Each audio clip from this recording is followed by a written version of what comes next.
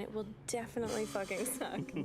But that's because he's a lame dad more than anything else. So I wanted to do my video essay on Jordan Peele, specifically the movie Get Out.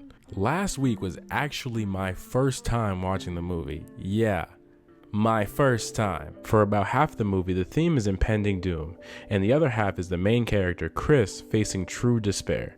And we can see those ideas emphasized through the use of composition throughout the movie. We start to really see impending doom being emphasized by composition when Chris is on the road to his girlfriend's house and a deer literally flies through their windshield. The emphasizing of composition starts when Chris looks directly down at the deer.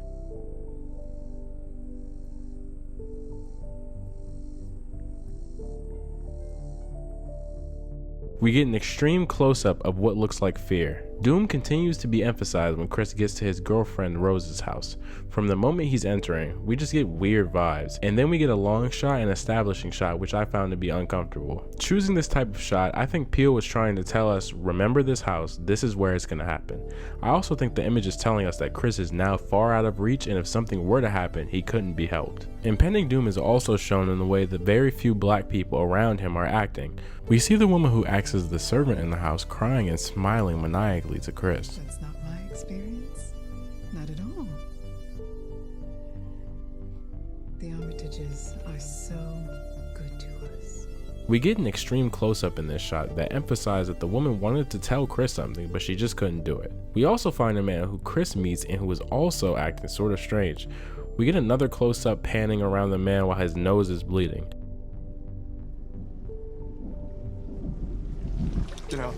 The camera movements, music, and shot angle tell the audience that this may be Chris's strongest and most obvious warning yet. Lastly, for impending doom, we have so many shots of this teacup being hit with a spoon, which is a trigger to Chris being hypnotized. If doom were a picture in this movie, it would literally be this teacup. The amount that we see it close up tells us that it's an important object, and every time it's in frame, we always get a close up to reiterate its importance. Moving on to despair, and did Chris have a lot of this? When our beloved Chris finally decided it was time to leave, he's met with reality. We see Rose's father, Dean, framed in a low angle shot, and it looks as if he's looking down on Chris and the audience. The shot gave him power and control over our main character in the situation. During the manipulation of Chris's mind downstairs in the basement, he notices a deer hanging on the wall. The close-up in this scene helps the viewer remember the earlier events of the deer flying through the car window. The way this shot is framed, it feels as if things are coming full circle now, and we're finally understanding what we've been visually warned about. Lastly, I really want to unpack a scene with Rose and her family, Rose in particular.